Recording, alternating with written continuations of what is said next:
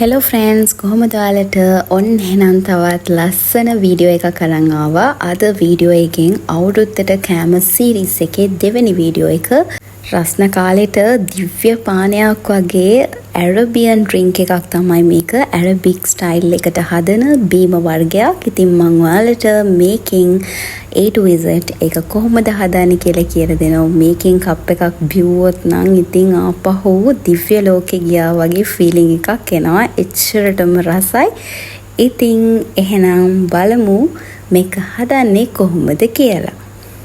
ඒකට පොට් එකට fresh milk කප් දෙකක් දානවා. ඒකට ෆ්‍රෙෂ් මිල්ක් නැත්තම් ගෙදර තියෙන කිරි පිටි වලින් පිටි මේස හැඳි 4ක් කප් වතුර දෙකකට දාලා මික්ස් කරලා දාන්න පුළුවන්. ඊට පස්සේ සීනි කප් භාගයක් දානවා.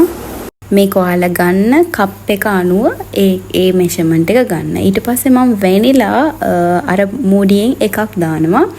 දාලා හොඳට මේ විදියට කලවම් කරලා ඊට පස්සේ චුට්ටක් අර හීට් වෙන්න තියෙනවා. ගොඩාක් හීට් වෙන්න නෙමෙයි, චුට්ටක් හීට් වෙන්න තියලා ස්ටව් එක ඔෆ් කරලා තියනවා. මේක ඔයාලට ඉක්මනට ලේසියෙන් හදාගන්න පුළුවන් රිච් ඩ්‍රින්ක් එකක්. ඒක නිසා අනිවාර්යයෙන්ම try කරලා බලන්න. ඊට පස්සේ මම කස්ටර්ඩ් පවුඩර් එකෙන් මේස හැන්දක් දාගන්නවා. ඕනම බ්‍රෑන්ඩ් එකේ කස්ටර්ඩ් පවුඩර් ගන්න පුළුවන්. ඒකට ෆ්‍රෙෂ් මිල්ක් කාලක් දානවා. මේකටත් ඔයාලට ෆ්‍රෙෂ් මිල්ක් නැත්තම් පිටි ටේබල් ස්පූන් එකකට ටේබල් ස්පූන් දෙකක් මිල්ක් දාලා මික්ස් කරලා දාන්න. මේ විදියට හොඳට අර කැටි ගැහෙන්නේ නැති වෙන්න මික්ස් කරන්න. සාමාන්‍යයෙන් කස්ටර්ඩ් මේව කරද්දී කැටි ගැහෙන්න ගන්නවා. ඒක නිසා හොඳට අර කැටි ගැහෙන්නේ නැති වෙන්න ස්මූත්ලි වෙනකම්ම මේ විදියට මික්ස් කරගන්න.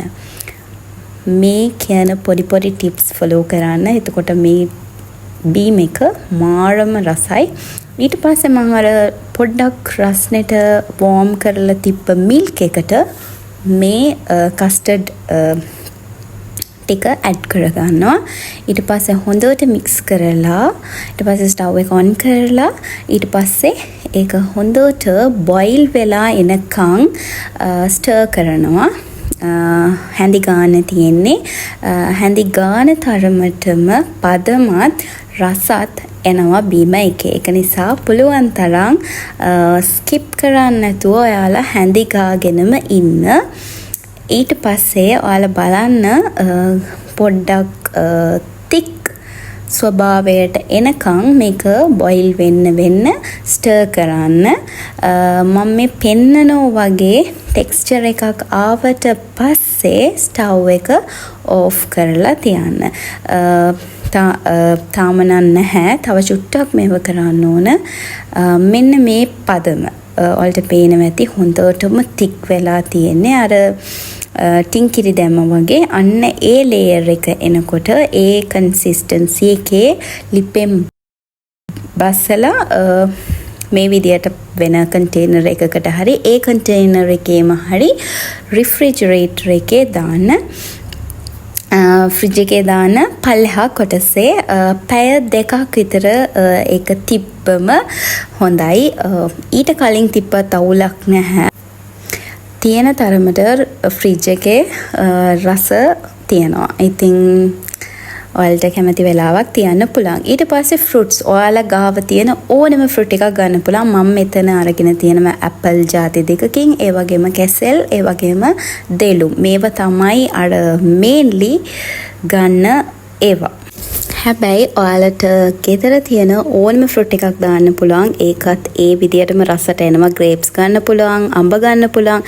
කෙසෙල් කියන එක මේකට අනිවාර්යයෙන්ම ගන්න ඕන එකක්. මොකද එතකොට තමයි රස වෙන්නේ. ගස්ලපු ගන්න පුළුවන්. ගස්ලපුත් මාර ටේස්ටි ගත්තොත්. ඊට පස්සේ මම සව් කප් එකෙන් භාගයක් දාගන්නවා. ඔයාලගේ ගන්න කප් එකෙන් ඕන කප් එකක භාගයක් සව් දාලා බොයිල් වෙන්න තියෙන වතුර එකේ දාලා නටන්න දෙන්න. සව් එක ඊට පස්සේ හොඳට බොයිල් වෙන්න දීලා අර ට්‍රාන්ස්පරන්ට් කලර් එක එනකන් ට්‍රාන්ස්පරන්ට් කන්සිස්ටන්සි එක එනකම් මෙන්න මේ පෙන්නනවා වගේ මෙන්න මේ කන්සිස්ටන්සි එක වලට පේනවනේ විනිවිද පේන මේ එකක් එනවනේ සව්වල අන්න එතකොට ස්ටව් එක ඕෆ් කරලා ස්ට්‍රේන් කරලා එහෙම ස්ට්‍රේනර් එක පිටින්ම ටැප් එකට අල්ලලා වතුර ඇල් වතුරෙන් හොදන්න. එතකොට තමයි මෙන්න මේ විදියට සව් ටික ගැලවිලා එන්නේ. විශේෂයෙන් ඒක මතක තියාගන්න.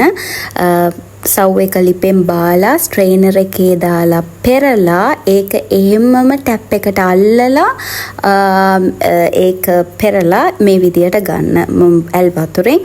එතකොට තමයි අර ඇලෙන ස්වභාවය නැතුව වෙනමම සව් ටික එන්නේ. ඒක අනිවාර්යයෙන්ම ෆ්ලෝ කරන්න නැත්නම් එක එකිනෙකට ඇලුනම අර බීම එකේ තර ඇලිච්ච ගතියක් එනවා. එතකොට රස නැහැ. වෙනමම තියෙන්න ඕන. ඊට පස්සේ මම ෆ්‍රිජ් එකෙන් අරන් එළියට ගත්තා. එතකොට මේ වගේ පුඩින් එක සෙට් වෙන්න ගන්නව පොඩ්ඩක්. එහෙම ලොකුවට සෙට් වෙලා නැහැ. චුට්ටක් අර උඩින් ලේයර් එකක් වගේ එනවා. ඒකට හොඳට මේක මික්ස් කරලා ස්ට්‍රේන් කරලා ගන්න. එතකොට හරි ඔයාලට පේනවා ඇති දැන් අර හදපු එකටත් වඩා තික් එකට ඇවිල්ලා තියෙනවා. මේක මෝඩම රසයි. මට දැන් මේ ඔයාලට එඩිට් කරද්දිත් මට මේ බීම් එක මතක් වෙනවා. අපිට ෆාස්ටිං කරද්දී මේ බීම් එක මාරම යූස්ෆුල් වෙනවා. මේකෙන් උගුරක් බිව්වොත් ඉතින් දිව්‍ය ලෝකේ ගියා වගේ තමයි. එච්චරටම රසයි. ඊට පස්සේ මම මේකට සව් ටික ඇඩ් කරගන්නවා.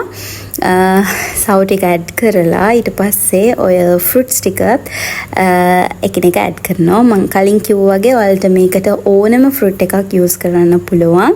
ඔයාලා රිච් ෆෘට්ස් යූස් කරන තරමට බීම් එක රිච් වෙනවා. ඒ වුණාට එහෙම නෑ. හැම ෆෘට් එකක්ම රසයි මේකට. ඕන එකක් යූස් කරන්න පුළුවන්. ඊට පස්සේ නට්ස් දාන තරමටම රසයි. ඉතින් ඔයාලා ගාව තියෙන ඕනම නට් එකක් යූස් කරන්න පුළුවන්. කැෂූ දාන්න පුළුවන්, ආමන්ඩ්ස් දාන්න පුළුවන්, පිස්තාචියෝ දාන්න පුළුවන්. මං ආමන්ඩුයි පිස්ටා තමයි දාලා තියෙන්නේ.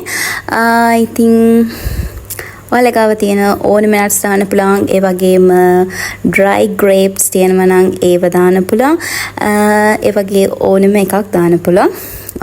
දාන තරමටම රිච් ඇන්ඩ් ටේස්ට් එක තියෙනවා. ඊට පස්සේ මම අයිස් කැට ටිකක් දානවා.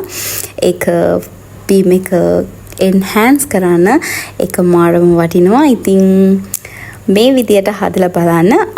තව දෙයක් සීනි ඔයාලට ඕන ප්‍රමාණයට දාගන්න. මම මේ දැම්මේ මම කැමති ප්‍රමාණයට. මේ විදියට හැදුවොත් රසයි. ඔයාලට සීනි ඔයාලගේ සමහර අය අඩුවෙන් බොනවා ඇති. ඒක නිසා ඒක අඩු වැඩි කරගන්න. මේ තියෙන්නේ ඒ බීම එක. ඊට පස්සේ මම උඩිනුත් චුට්ටක් ලස්සනට තියෙන්න ඕනේනේ. බොනකොට ඒක නිසා උඩින් චුට්ටක් දෙනුම් චුට්ටක් ඒ වගේම නට්ස් ටිකක් ස්ප්‍රින්කල් කරගන්නවා.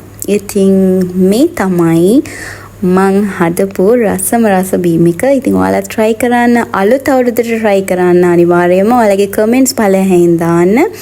ඒ වගේම මුස්ලිම් ෆ්‍රෙන්ඩ්ස් වලට ඊද් දෙනවා. ඉතින් ඊද් වලට යූස් කරන්න පුළුවන්.